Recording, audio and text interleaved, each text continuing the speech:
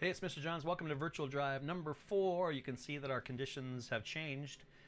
We are driving. Let's do a left lane change, please. Inside mirror, outside mirror, over my shoulder, go if clear, cancel your signal. You'll notice that it's a little bit later in the day. It's not quite dark yet, but this would be called dusk.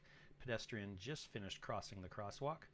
I believe there's just one lane that I'm in, and the snow has hit. So we're going to drive a little bit more carefully. Some of the things you'll do differently. You'll slow down sooner. You'll stop further back. Your following distance will increase from 3 to 4 to 5, perhaps.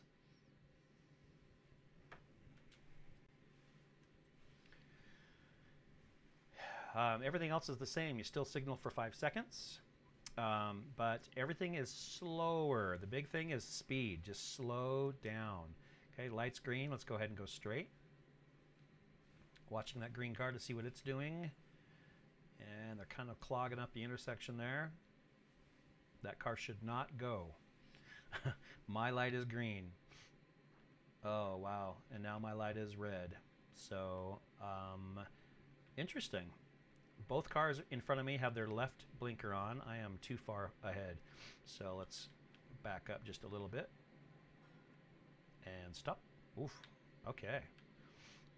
Interesting. Yeah, I get it. I get it. I do not want to signal. I want to go straight. So we're going to go ahead and go straight through. We'll see if that Jeep turns. Okay. So, yep, we're going to go ahead and stay in my lane. So really stormy night. Hard to see. I'll show you what it looks like from the inside here. Sometimes the snow and ice cover the roads so much that you can't even see where the lanes are, and that's normal, and you have to do some guessing at where your lane actually is. And that can be challenging, for sure. There are some circumstances where you just want to stay home. Let's turn right into this, on this street right here. Oh, we can't, can we? It's a do not enter, so let's take this second one, which we can turn into. And looks like just a parking lot, so let's turn right at the end. So if you are learning, I think I bumped that pole. You didn't see that. If you are learning how to drive in perfect weather conditions, that's great, but the reality is eventually, let's turn left. Eventually, you're going to, and this is a yield, so we're just going to do our left, right, left. Eventually, you're going to have to drive in weather like this, and it's a whole different thing. It just is so different, and the combination of darkness and snow and icy roads, and you can't see the road lanes, the lane markings. Sometimes you can't see the signs very well. They'll get covered in snow. I know they paint them reflective so they shine at night, but sometimes the snow covers them up. So definitely a different thing, and the cure for everything really is slow down. Just go slower. Let's turn right here, please. So if you just adjust your speed, it says no turn on red, so I can't, but now the light's green. Left, right, left. That guy's going to pull in front of me, which he should not do. That's against the law, but he did it anyway. You should never pull in front of a car. I guess I was turning and he was turning, so that's probably why he did it. I guess that's okay. If I was going straight, he shouldn't have done it, so I take that back. He's probably fine. So this is a one-way street. I know that because there's white lines down the middle and not yellow, and there's cars in both lanes going the same direction. So we're going to stay in this lane and go straight. So with weather conditions, it can include fog, snow, ice, wind, rain, and that is Idaho. So be prepared to, well, be prepared. You know, when you're out driving in bad weather, you want to always think, what happens if I slide off the road? Am I wearing clothes that I can walk to the nearest gas station? Do I have my phone with me? Do I have, you know, extra water, extra food? Now that light turned kind of quickly. You see it took me just a little bit longer to stop, probably because the roads are a little bit slippery. I am going to go right, even though I can't turn now. I see a sign that says no turn on red. Pretty sure that's what it says. Yeah, no turn on red. So I can't do it. But left, right, left. And I'm going to go ahead and turn right into the closest lane to me.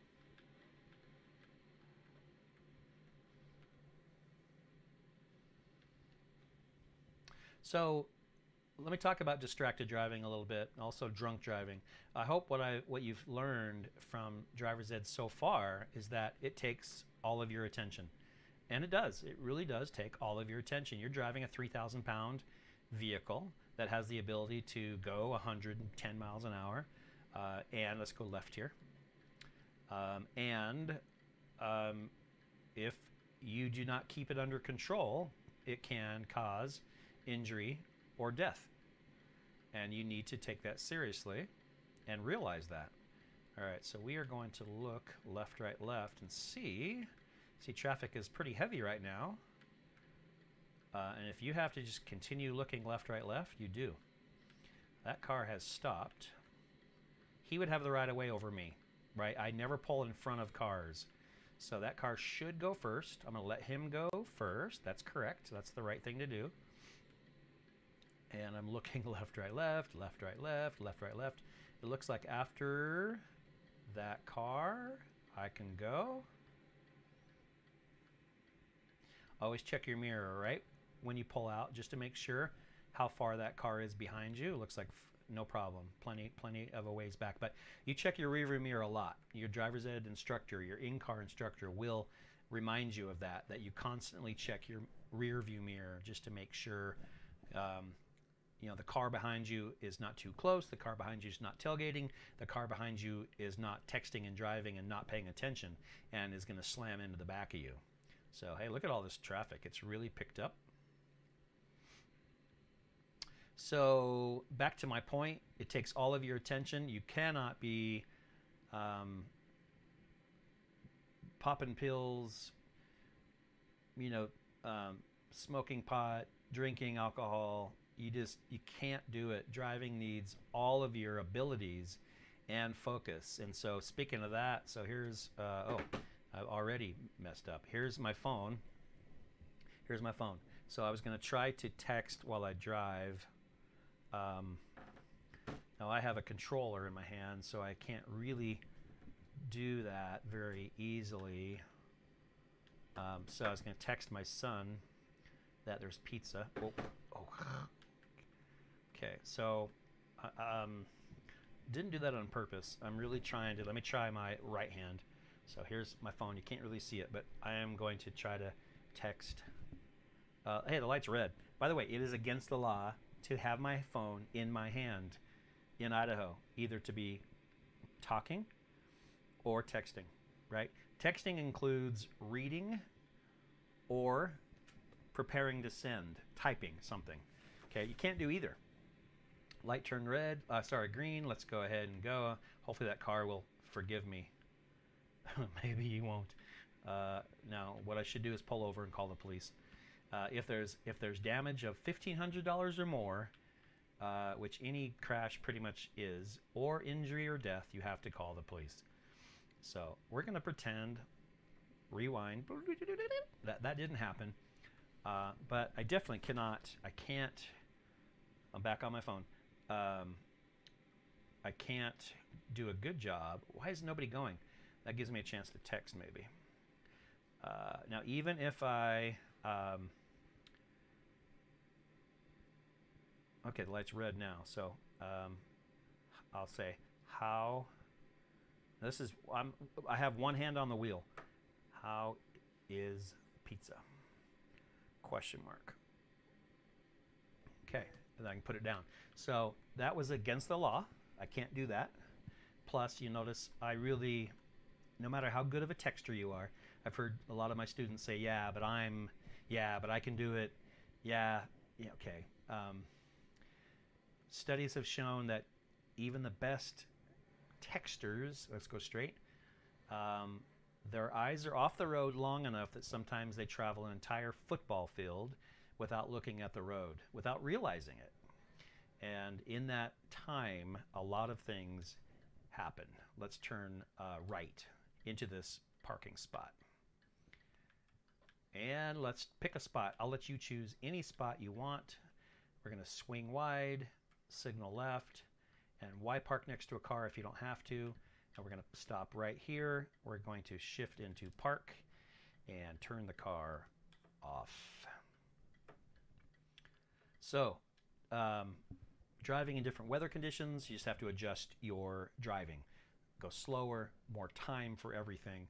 Don't be distracted. Don't be, looking at your friends and eating hamburgers and texting and all these other things, putting on your makeup. You need to drive. And so the best thing to do is put your phone in the trunk or in your purse or backpack and put it in the back seat or in the trunk so you can't access it. So it's just, everything's a habit. Remember that. It takes 30 days to create a habit. And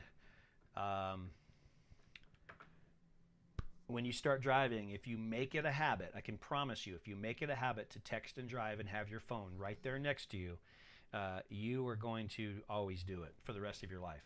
It'll be a habit. So get in the habit of just not there. So there's no text in the world that is worth your life, or even getting in a crash and your insurance going up and you having to pay thousands of dollars, or you're hurting someone else or killing someone else.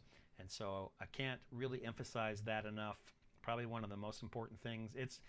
We used to call it the new drunk driving, but it is so much worse than drunk driving because typically there'll be very few drunks on the road. But look at phone use. Just about every person that drives owns a phone, and it's a smartphone that you can watch videos and be on social media and etc., etc. Watch Netflix. I mean, you can do everything in your car on a phone that you can do at home on a computer or TV, and people do. So I see adults doing it just as much as teenagers. So I'm not putting any blame on teens. For sure, it is really an epidemic, and it's because of that, because of everybody having a phone. The chances of people texting and driving are way greater, far greater than someone being drunk and driving on the road and hitting you. So you just don't want to be, you need to watch out for those people that are texting and driving and drive defensively, and B, don't be part of the problem.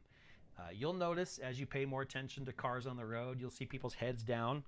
As a matter of fact, as soon as the light turns red and the car stops, everybody's head goes down like they're praying. But they're not praying. They're on their phone. And if you see someone's head down like that while they're driving, you know what they're doing. And just stay out of their way. Super, super dangerous. So be safe. I do all my texting before I go somewhere. And then when I get to that location, I get to the parking lot, I can check my texts. Again, it's never longer than 20 minutes or a half hour. It's not a huge deal. Now, hands-free is legal.